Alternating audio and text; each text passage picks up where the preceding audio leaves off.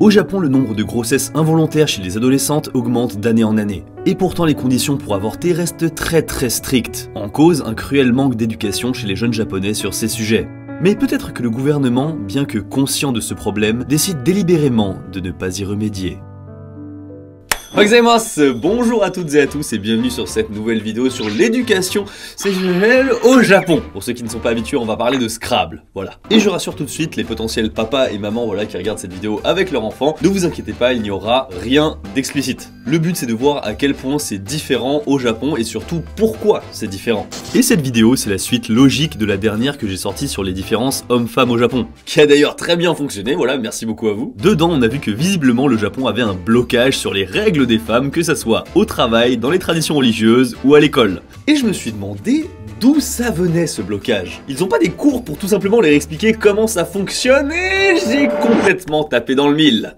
Parce que le Japon, pour mettre des grandes affiches dans la rue avec des femmes en petite tenue, avoir des enseignes avec des services douteux, et une culture d'aller s'amuser après le travail avec des hôtesses, là il y a du monde. Par contre, quand il s'agit d'enseigner la vie, la création de la vie, il y a plus personne. Bon, c'est pas totalement vrai, mais vous allez voir que c'est quand même très paradoxal. On va voir aujourd'hui l'éducation, ses conséquences, des cours totalement nus, et l'histoire de l'avortement, qui est d'ailleurs en grande partie liée à la plus grande criminelle que le Japon n'ait connue à ce jour. J'ai piqué votre curiosité ? Parfait. Si vous voulez en savoir plus sur l'éducation scrabblesque au Japon, vous êtes au bon endroit. L'éducation des corps humains commence au Japon dès le CE2, enfin l'équivalent du CE2, vous m'avez compris. Et voici les images pour comprendre les transformations physiques entre un enfant et un adulte. Est-ce que vous voyez peut-être le problème? Oui, un petit indice, voilà, pour comprendre comment se passe une transformation physique vers l'adulte, ce serait bien que les mannequins ne soient pas complètement habillés. Ah bah je vous avoue, moi ça m'arrange, hein. J'ai eu besoin de rien censurer pour YouTube, là je suis absolument tranquille. Mais bon, on pourrait se dire qu'au collège ça s'améliore. Pas du tout. Bon, ça doit être un oubli dans ce cas, voilà. C'est totalement volontaire. C'est carrément écrit dans la loi. Les cours au sujet du contrôle des naissances et de l'avortement, ainsi que tout le processus de grossesse, sont interdits jusqu'au lycée. Et attention, c'est pas on ne les aborde pas, c'est interdit. Genre c'est un secret. Et justement, même le processus de fécondation, on ne le voit pas avant le collège. Ce qui fait qu'avec l'éducation scrabblesque au Japon, on ne t'apprend pas à mettre l'emballage, l'utilisation de la pilule, on connaît pas, et il faudrait surtout pas qu'on parle des règles des femmes. Conséquence à ça, eh bien les ados ne sont absolument pas informés et sont complètement démunis pour ce qui est de savoir comment se passe la création de la vie. Vous avez bien compris que c'est pas la difficulté à la créer la vie qui va être le problème, c'est plutôt le fait de la créer un peu trop facilement. C'est vraiment effrayant parce que j'ai des amis étrangères qui m'ont raconté un petit peu comment ça se passait avec leurs petits copains japonais et ils sortent des inepties, mais vraiment ils savent pas du tout comment ça se passe la grossesse, le cycle de menstruation, ils connaissent zéro, et même voilà le fait qu'on puisse attraper des maladies par la bouche, ils savaient pas, voilà comment se transmet, bah ils savent rien. Bon après là-dessus, j'ai pas envie de dire que la France c'est parfait non plus, mais je vous jure, il y a des choses qu'on entend qui sont choquantes. Quoi qu'il en soit, au Japon, le nombre de grossesses involontaires et d'avortements grimpe de plus en plus chez les 10 à 19 ans. Oui, j'ai dit 10 ans et je pense que c'est juste la tranche d'âge de la statistique qui est mal faite. Bref. Dans une préfecture au Japon, ils ont fait une expérience, ils ont enseigné aux collégiens comment on faisait les bébés, et ça en faisant fi des lois. Et oh, tiens, le nombre de grossesses involontaires dans cette préfecture a diminué chez les adolescentes. Sans blague! Et le gouvernement il a bien vu ça, hein. Mais malgré ça, il continue à maintenir l'interdiction voilà, de parler de ce genre de sujet aux collégiens. Et même certains politiciens pointent du doigt ces collèges qui ont osé expliquer ce genre de choses aux ados. Mais non vraiment, on marche sur la tête sur ce truc là. Et là je vous fais une petite précision, mais ce n'est pas juste mon discours d'occidental blanc voilà qui veut faire en sorte d'imposer sa vision au Japon, c'est pas du tout ça. Même les japonais trouvent que c'est n'importe quoi. Et ce qui fait que, du coup, pas le choix, si ce n'est pas l'enseignement obligatoire qui fournit ces informations, alors ce sont des organismes à but non lucratif qui vont informer les enfants. Et heureusement qu'ils sont là ces organismes parce que sinon, les adolescents japonais, les collégiens, ils ne sauraient même pas qu'il suffit d'une seule fois voilà, pour tomber enceinte ou pour choper une maladie qui va te suivre à vie.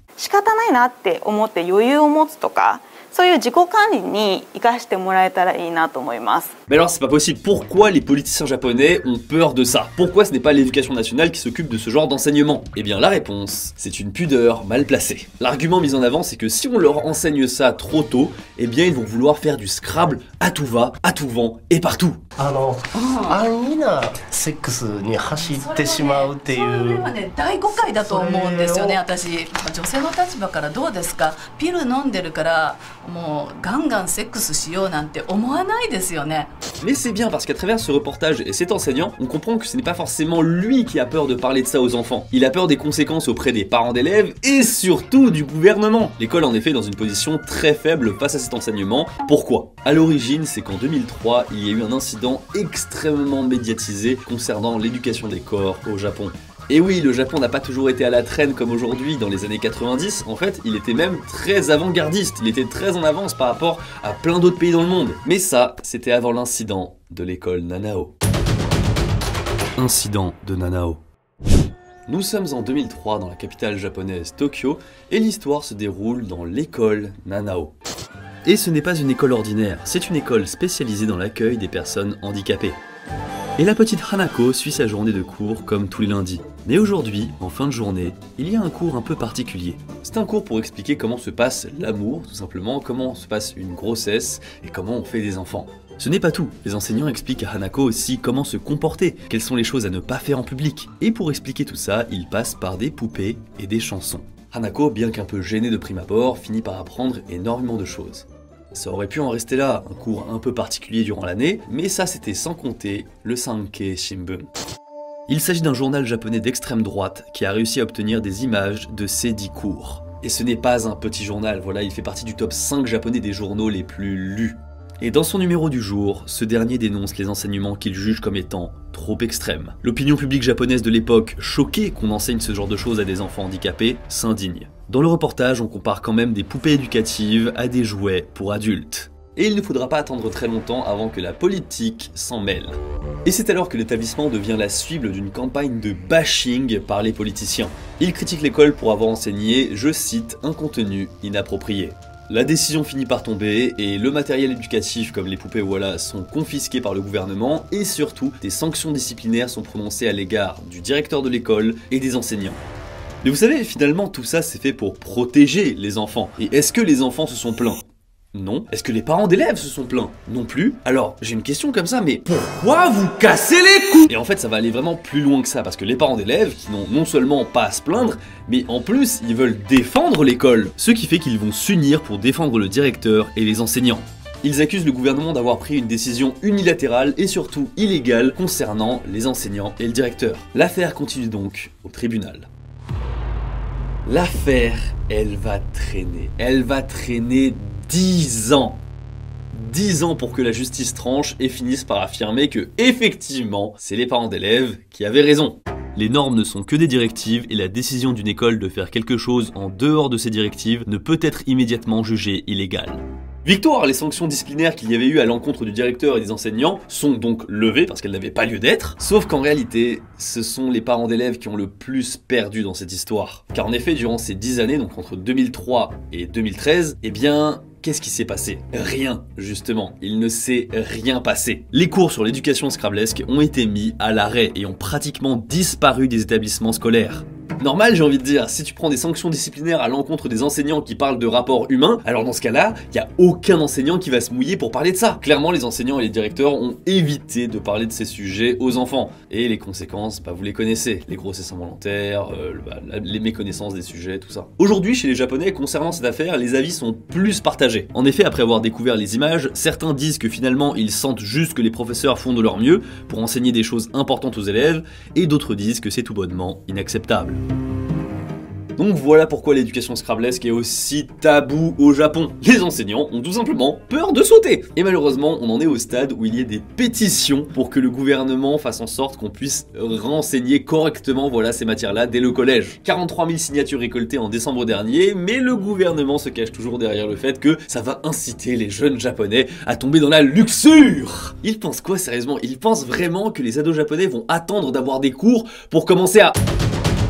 Les ados japonais n'attendent pas les cours.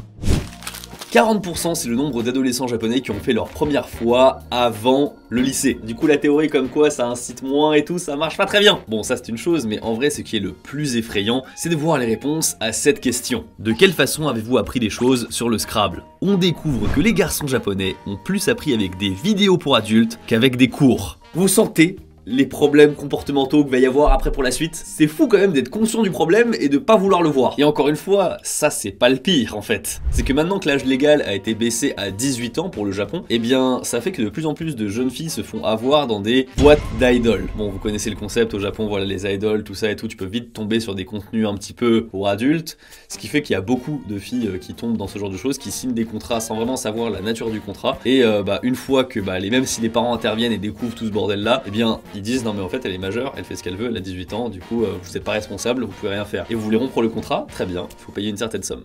Non seulement il y a un côté éducation qui est pas assez fait, mais il y a aussi un côté prévention en fait qui n'est pas assez présent au Japon. Et malgré toutes ces preuves, l'éducation nationale ne semble toujours pas prête, voilà, à faire bouger les choses. Pourtant certains établissements décident volontairement d'ignorer les dires du gouvernement, et ils vont loin, peut-être même un peu trop loin. Drôle d'uniforme. Il y a un cauchemar quand on est enfant ou adolescent qu'on a, je pense, un peu tous fait. Enfin, c'est un peu le cauchemar classique, c'est d'arriver à l'école tout nu et de s'en rendre compte au dernier moment. Voilà, du coup tu tapes la honte, t'es pas bien et tout. Et ça existe au Japon.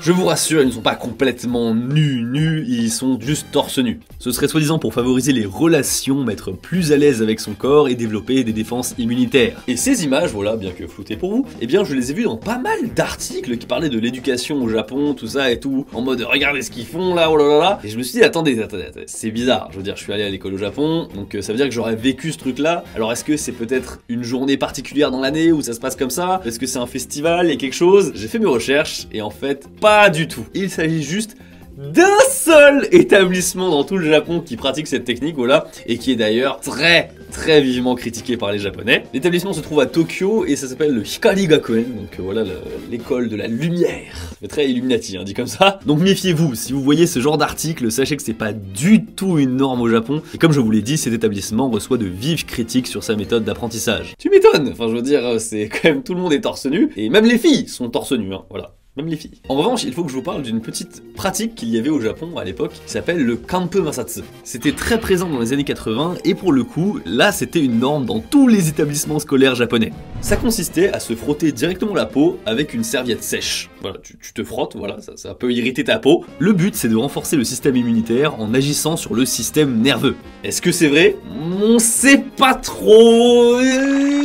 Ça fait un petit peu remède de grand-mère, mais ce qui est impressionnant c'est de voir que c'était vraiment une norme dans tout le Japon dans les années 80, jusqu'à ce que ça commence à faire des problèmes de démangeaison, enfin des problèmes d'air, enfin de peau, voilà, chez certaines personnes. Et du coup ils ont dit bon, peut-être qu'on va arrêter, c'est peut-être un peu des conneries, voilà, on va arrêter. Et d'un coup tous les établissements scolaires ont arrêté, sauf apparemment Hikari Gakuen. Bon, écoutez, on va bientôt passer au gros dossier de cette vidéo, mais avant ça, un petit point vocabulaire.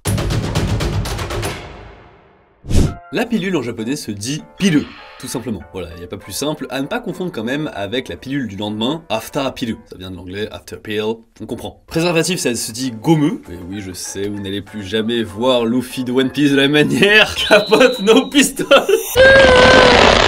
Bon.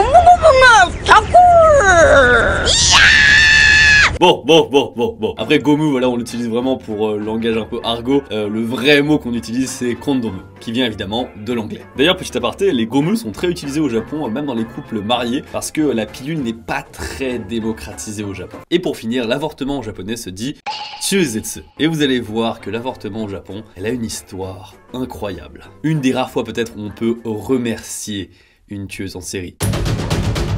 Miyuki Ishikawa, l'histoire de l'avortement. Au Japon, l'avortement est pratiqué. En réalité, dans les détails, si on regarde la constitution japonaise, elle est toujours considérée comme illégale. Toutefois, les exceptions à cette règle sont suffisamment nombreuses pour considérer qu'au Japon, l'avortement est pratiqué et accepté, et ça depuis 1949. C'est tôt.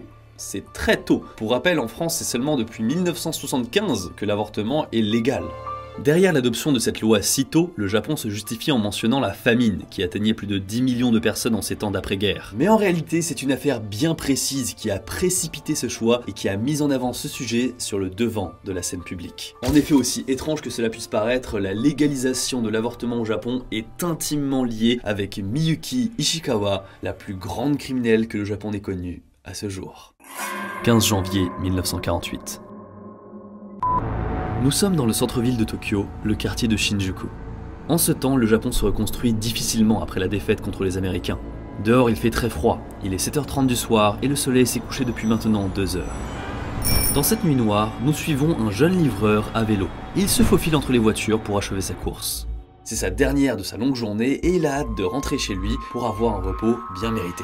Soudain, il entend un bruit d'un sifflet provenant de sa gauche. Le son est tellement fort qu'il appuie instantanément sur les freins. On les entend crisser jusqu'à l'arrêt total du vélo. Il voit alors un policier, le fixant, le bras tendu, en faisant signe de s'arrêter. Bonjour monsieur, contrôle de routine. Transportez quoi comme ça? Je ne sais pas, c'est pas vos affaires. Eh bien écoutez, on va quand même vérifier ça ensemble. Le policier demande à voir la marchandise et le livreur, lui, est un peu en panique. Il exécute l'ordre du policier en se persuadant, voilà, qu'il n'a absolument rien à se reprocher. Le policier impatient lui prend alors la boîte des mains et regarde le contenu. C'est alors que des sueurs froides perlent sur son front. Il finit par reprendre ses esprits et interpelle violemment le livreur. Mais il ne répond pas, il reste muet, comme sous le choc. Dans le carton, un bébé noirci, froid, emmitouflé dans un linge abîmé. Le livreur qui a retrouvé la parole, la mine patibulaire, répond qu'il allait juste au crématorium par la demande d'un hôpital. Et en effet, c'est bien l'hôpital Kotobuki qui a chargé le livreur de cette curieuse marchandise. Le policier aurait pu en rester là, après tout, il avait un bon alibi. Il s'agit d'un hôpital, c'est très glauque, mais c'est normal. Pourtant, son instinct lui dicte d'insister. Il va se diriger au crématorium et là-bas, il va découvrir 6 autres nouveau-nés dans le même état. Ça commence pour lui à faire beaucoup et il faut qu'il enquête davantage. Il comprend alors rapidement que l'hôpital Kotobuki, eh bien sa directrice, il s'agit de Miyuki Ishikawa. Et en 1948, impossible de ne pas connaître cette figure. C'est une héroïne de guerre qui a sauvé d'innombrables bébés durant la Seconde Guerre mondiale. Elle a même fait de la politique et elle a financé une partie du nouveau gouvernement d'après-guerre. Mais le souci, c'est que ce n'est pas seulement le livreur qui va parler de Miyuki Ishikawa. C'est aussi le directeur du crématorium qui va accuser Miyuki Ishikawa d'avoir autant d'enfants dans cet état. Donc la décision est prise par la police, il faut mener un raid dans l'hôpital. Sauf que, vu la personnalité politique dont il s'agit, mener un raid dans son établissement n'est pas une mince affaire à organiser. L'hôpital n'offre aucune résistance. Les agents de protection de l'enfance, eux, courent dans les couloirs et trouvent dans l'institut une salle un peu à l'écart avec à l'intérieur 6 bébés en pleine agonie. Les berceaux sont crades et les fenêtres ont beau être fermées, elles n'ont pas de carreaux. Le froid s'engouffre dans la pièce et la température est glaciale. La descente de police continue et cette fois ce sont les documents accablants qui vont être trouvés. Ils vont révéler tous les agissements de l'institut. Depuis 1942, Miyuki Ishikawa a pris la décision de délibérément négliger certains nouveau-nés. Tout ça dans le but de laisser la place à d'autres enfants. Et elle ne le faisait pas aléatoirement. Elle choisissait soigneusement quel bébé devait être négligé ou non. Ce critère, c'était la classe sociale. Si elle voyait que les parents d'un bébé étaient trop pauvres, elle décidait de le négliger. Elle considérait que les enfants nés de mères très pauvres ou sans éducation allaient devenir des poids pour la société japonaise. Ces bébés en grandissant ne seraient qu'un fardeau pour une société déjà en crise. Elle considérait donc que ces meurtres étaient comme un devoir patriotique, en estimant qu'il était nécessaire que quelqu'un salisse ses mains pour le bien de la société.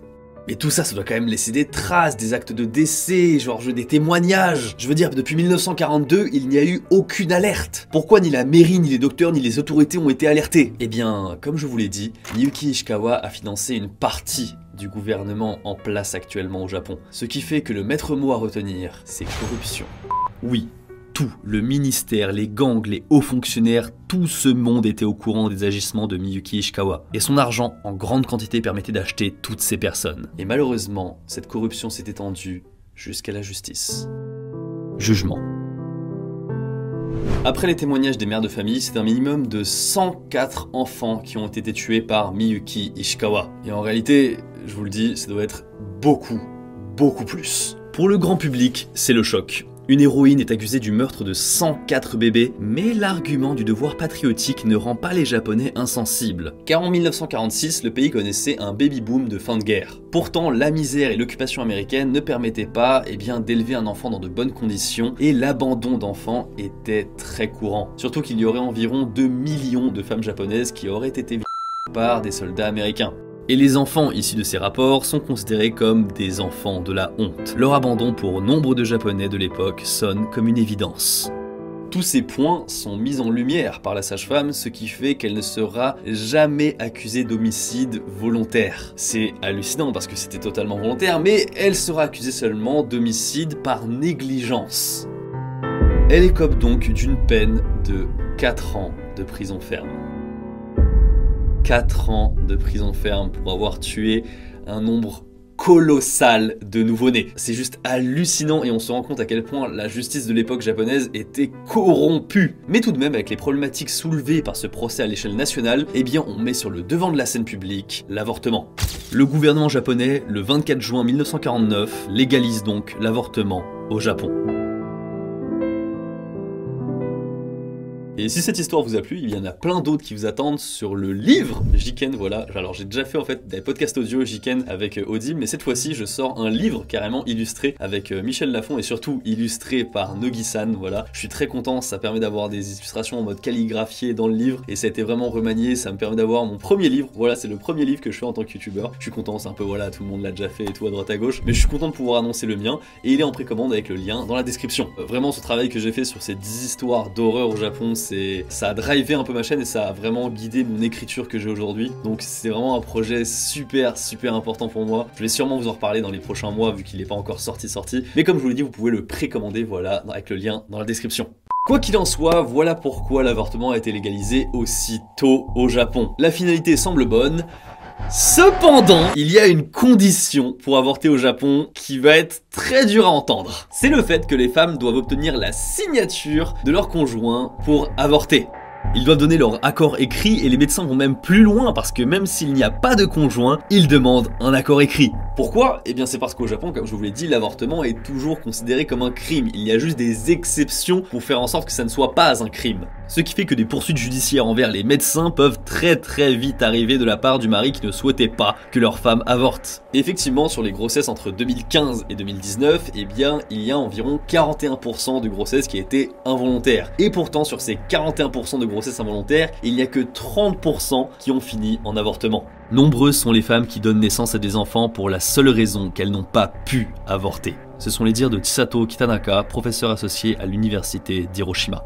Il y a une seule clause quand même, voilà, où l'accord écrit du partenaire n'est pas nécessaire, c'est dans le cas où il y a des violences conjugales. Si les faits sont prouvés, la femme peut avorter, voilà, mais heureusement! Mais dites-vous que cette condition, elle n'était pas là de base, c'est seulement depuis 2021 qu'elle est en vigueur. C'est vraiment tout récent. Bref, pour ce qui est de l'éducation du Scrabble au Japon, on comprend qu'il y a encore pas mal de boulot. Et encore une fois, je ne le dis pas en tant qu'occidental, voilà, je le dis parce que c'est les Japonais qui voudraient que ça bouge. Heureusement que ça s'améliore, mais on comprend mieux les problèmes autour des règles des femmes au Japon quand on voit à quel point on entretient un tabou autour de cette éducation. Faudrait surtout pas informer les ados de comment on fait des bébés après tout. Et j'avoue que pour l'avortement, j'étais assez choqué d'apprendre qu'il y avait besoin d'un accord écrit du conjoint, même quand on n'est pas marié.